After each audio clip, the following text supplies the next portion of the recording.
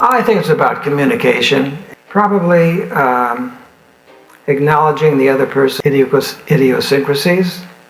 In the history of pop music, few stories resonate with as much sorrow and lingering regret as that of Karen Carpenter. Known for her pure, haunting voice and gentle presence, Karen became a household name through her work in the Carpenters, the sibling duo that defined a generation with soft, melodic ballads. But behind the harmonies and success was a woman whose inner life was shadowed by unspoken struggles and lost chances. One of the most pivotal and painful moments in Karen's life was her attempt to break away from the safe, polished image of the Carpenters and establish herself as an independent artist. In 1979, while Richard Carpenter took time off to treat his addiction to Quaaludes, Karen decided to pursue a solo album. She wanted to redefine her musical identity, to move beyond the pastel-toned image of a quiet girl behind a drum set. Karen flew to New York and began recording with veteran producer Phil Ramone, who had previously worked with the likes of Billy Joel and Barbra Streisand. The sessions were intense, creatively fulfilling, and a stark departure from what fans were used to. Karen, usually seen as a performer shaped by others, took control of every aspect of production. She personally selected the songs, directed the arrangements, and shaped the soundscape. This was her chance to step forward, not just as a vocalist, but as an artist. The material she recorded was more emotionally complex and musically daring than anything she had done before. Tracks like If I Had You, My Body Keeps Changing My Mind, and Making Love in the Afternoon revealed a woman unafraid to explore vulnerability, sensuality, and adult themes. Her voice remained soft and silky, but the context was new, modern, direct, and empowered. Karen funded much of the nearly $400,000 project herself. After months of dedication, the album was finished. She hoped it would mark the beginning of a new chapter. But what came next devastated her. When Richard heard the finished work, he was critical. He felt it clashed with the wholesome Carpenters brand.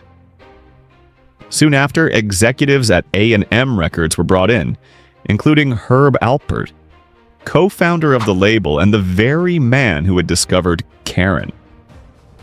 Alpert had always believed in Karen's voice, having signed the Carpenters when few others saw promise.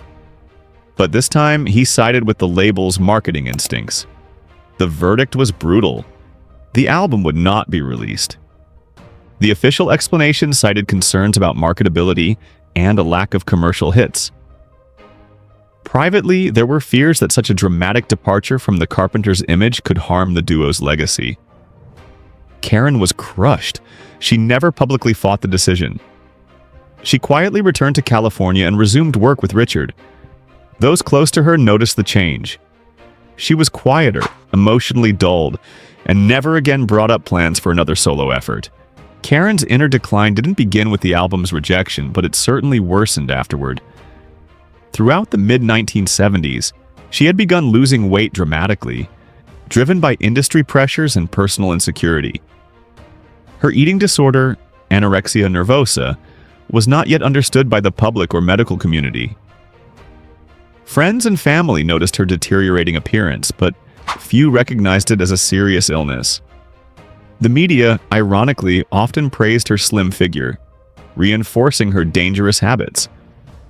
In 1981, she finally sought help from a New York-based therapist, Stephen Levenkron, who specialized in eating disorders. Though Karen showed progress under his care, it was inconsistent. She missed sessions and struggled to follow through with recovery steps. In 1982, her health took a drastic downturn. She was hospitalized for exhaustion and fed intravenously for 2 months. Doctors thought she was improving. She even seemed energized, regaining some weight and expressing interest in returning to music. But her body had already endured too much damage. On February 4th, 1983, at just 32 years old, Karen Carpenter died of heart failure caused by emetine toxicity, a compound found in ipecac syrup, often misused by those with eating disorders to induce vomiting. Though some close to her denied she used ipecac, traces of the substance were found in her body, and suspicions lingered. Her death shocked the world. It also awakened the public to the reality of eating disorders for the first time. The phrase anorexia nervosa began appearing in headlines. The smiling young woman from close to you had wasted away before the world's eyes, and few had seen the signs. In the wake of her death, the Karen A. Carpenter Memorial Fund was established to promote research and awareness around eating disorders. Her story became a teaching moment, featured in medical studies, documentaries, and public campaigns. For many artists who came after her, Karen's life and death served as both a cautionary tale and an inspiration to speak more openly about mental health and body image. Still, questions remained about the solo album and the choice to suppress it. Herb Alpert, ever the enigmatic figure, stayed largely silent. He appeared to mourn her privately. Their last meeting, just weeks before her death, left a lasting impression on him. She had dropped by A&M's offices looking healthy and happy. She smiled, raised her hand, and said, "Hey, Herbie, look at me. I'm okay." Alpert was convinced she had turned a corner. 2 weeks later, she was gone. For decades, Alpert said little about Karen beyond brief tributes. Then, in 2012, during a live performance, something changed. As he introduced a song, he suddenly stopped, bowed his head, and wept. The room was silent. He whispered, "I miss her. I really miss her." It was a rare moment of public vulnerability from a man known for his reserve. And in March 2025, now 90 years old, Herb Alpert made a long overdue gesture. During a concert in Boston, he paused and paid tribute to Karen. Recalling their final meeting, he said, "Her eyes, that smile, I didn't think it was the last time. I thought she'd come back, but she didn't." It was an acknowledgement that perhaps he too had carried a burden of silence all these years. But Karen's legacy endured. Her voice continues to echo through generations, not with grandeur, but with precision and depth. Her phrasing, timing, and control remain unmatched. Artists from Sheryl Crow to Alanis Morissette have acknowledged her influence, not just musically, but in raising awareness about the cost of silence. Her unreleased tracks, later brought to the public by Richard Carpenter, painted a fuller picture of a woman far more complex than the shy persona seen on TV. In many ways, Karen's real artistry was revealed only after her death, when no one could stop her from being heard. At A&M, the echoes of that decision to scuttle the project reverberated for years. Herb Alpert, the label's co-founder, carried the weight not only of a business decision, but of a moral one. To many, he was the embodiment of compassionate leadership in music, signing unconventional talents like the Carpenters and pushing creative boundaries. Yet when the company shifted from boutique operation to industry powerhouse, Alpert, even with all his fondness for Karen, found himself tethered to boardroom logic. Accountability to shareholders and quarterly results outweighed artistic breakthroughs. He later admitted in an interview, "I believed in her voice more than anyone, but I got lost in the machinery." A poignant confession from a man who had once championed authenticity. This internal struggle at A&M was emblematic of a larger industry transformation in the late 1970s and early 1980s. Independence and experimentation, which had thrived during the era of smaller labels, were being replaced by corporate oversight. Album promotion followed formula, releases were timed for market windows, and artists were often given scripts rather than creative freedom. Amid headlines celebrating the explosion of hip-hop, disco, punk, and MTV-fueled pop, the music industry quietly embraced predictability. The Carpenters' steady chart toppers in the early 70s had begun to seem out of touch in that corporate context. And for Karen, who wished to transcend that past, the system offered no permission to evolve. The label's silence spoke louder than any public statement. It said, "Your place is here and nowhere else." Over the next 2 years, the label's posture remained unchanged. Attempts to use Karen's solo tracks as B-sides or special releases were allegedly vetoed. Even when Natalie Cole and other artists started to show that mature-sounding pop could find mainstream success in the early 1980s, there was still no green light for Karen's work. Her voice stayed silent, imprisoned not by illness or industry politics, but by a decision that harnessed fear over potential. Meanwhile, Karen's personal battle against anorexia continued. Those who saw her in the last year of her life spoke of someone who seemed to oscillate between hope and despair. To a casual observer, she appeared healthier, smiling again, more relaxed, even occasionally joking. She spoke of renewed interest in music and in finding ways to assert herself outside the duet that defined her. Richard later recounted that she talked about wanting to travel, write songs, and possibly pursue small theatrical roles. Dreams that might never have been feasible in the controlling Carpenter setup. But the disease was relentless. Despite therapy and medical support, some covered by a growing awareness in the United States that eating disorders required treatment, Karen's heart had begun to betray her. Structural deterioration silently eroded the vitality that once allowed her to float through melodies like a whisper on silk. For the first time, fans realized that their beloved singer, the one who'd sung Rainy Days and Mondays with a voice like a soft sigh, had been silently battling a life-threatening condition. Her death became a case study in medical journals, an object lesson for psychiatrists, and a cautionary tale in schools. It forced an industry-wide reflection on physical expectations of performers. Dialogue about mental health and entertainment, which had always existed in the shadows, began shifting into the light. At A&M, there was no public apology, but internally there was regret. Richard Carpenter, already haunted by guilt and grief, wondered whether the album's release might have given Karen a greater sense of self-determination. He sometimes speculated that the creative freedom could have been healing, both emotionally and artistically. He dedicated much of his life afterward to preserving Karen's legacy, curating compilations, overseeing tributes, and relentlessly advocating for the right to tell her story in full. In interviews, he often paused to speak of the solo album, not to criticize A&M, but to honor Karen's unseen artistry.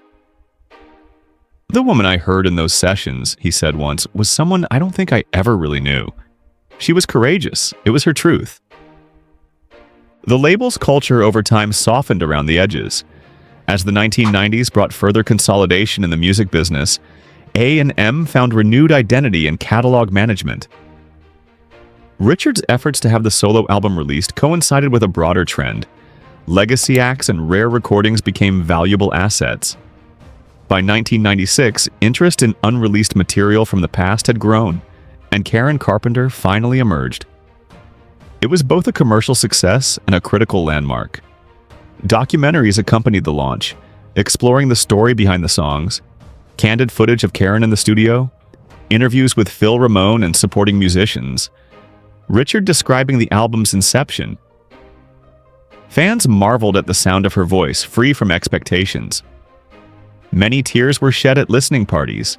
Some, hearing Making Love in the Afternoon or If I Had You, felt as though they were hearing Karen speak for the first time. But even as these posthumous releases gained traction, they did not fully exonerate A&M. Some critics pointed to marking the album as a novelty, a lost curiosity rather than the major artistic statement many felt it truly represented.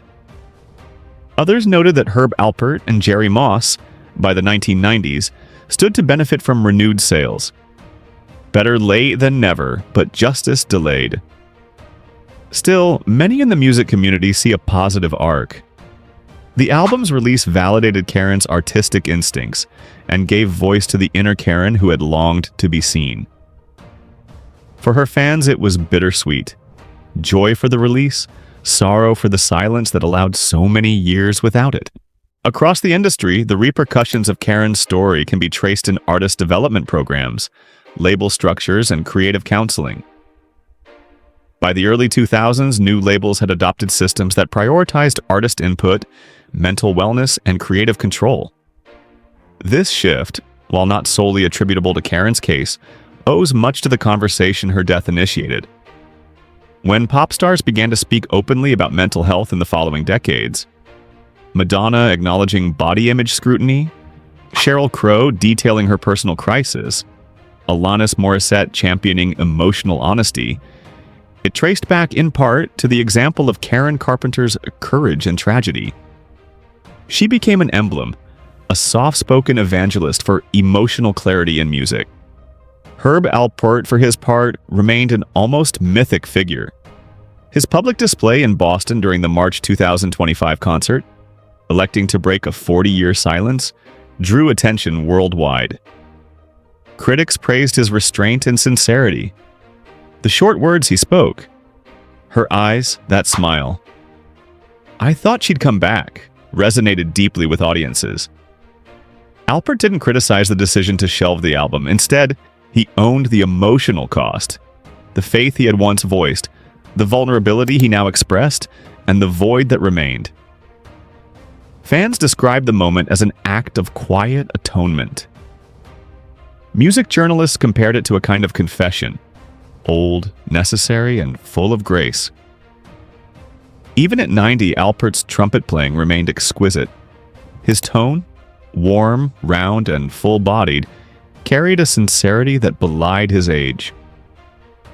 But in his gestures toward Karen, one heard something deeper, a musician's sense of connection to someone who had taught him more about nuance and restraint than any brass section ever could. Where KPFA's performance had ended in tears, the Boston moment ended in reverence. No music followed immediately afterward, just silence, in honor of a voice once eclipsed. By 2025, a new generation of music lovers, including those born after 1990, started discovering Karen's solo album. Streaming services spotlighted it. Vinyl reissues were celebrated. Music education curriculum began to cite Karen as a vocal technique master, how she used dynamics, breathed with phrasing, and conveyed meaning through minimalism. Vocal coaches taught her work aloud in conservatories. In those settings, If I Had You and Making Love in the Afternoon were shown not just as songs but as masterclasses, exercises in artistic discipline, emotional resonance, and musical ownership.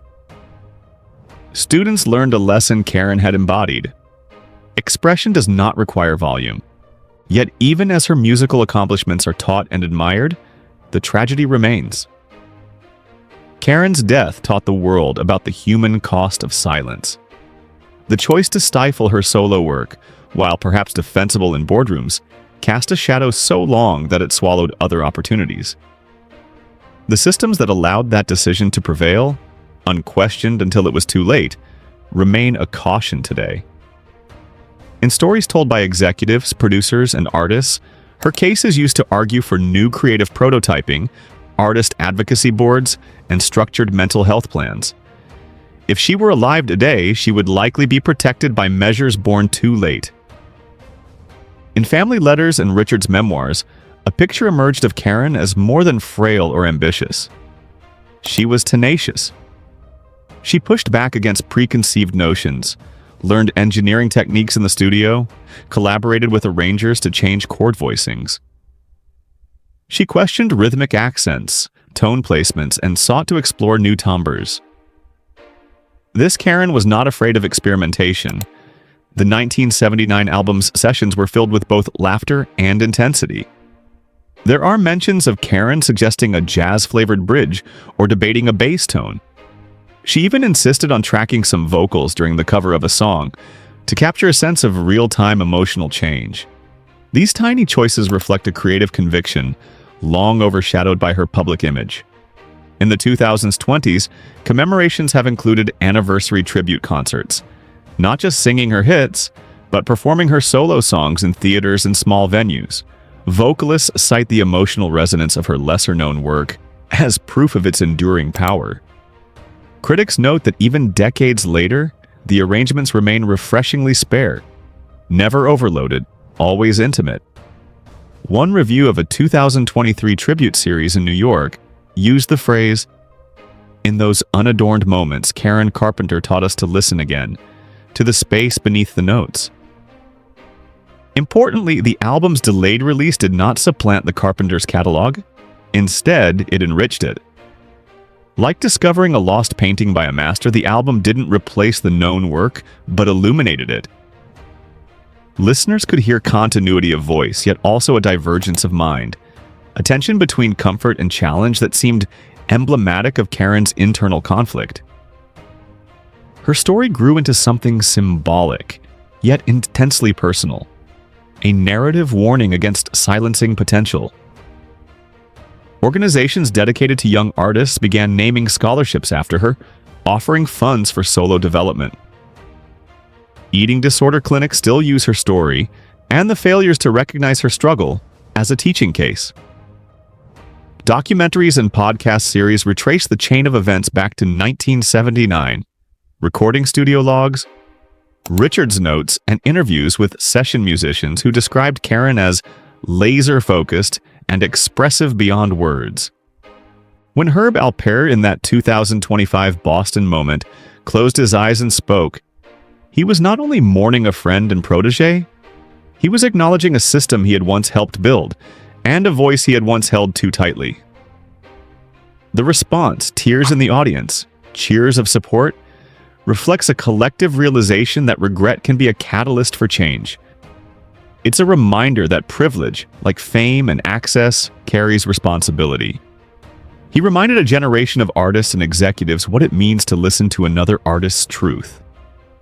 In the end, Karen Carpenter's life and untimely death, her solo cries for independence, and Herb Alpert's delayed confession illustrate a profound truth. Art isn't just noise, it's intention, it's truth.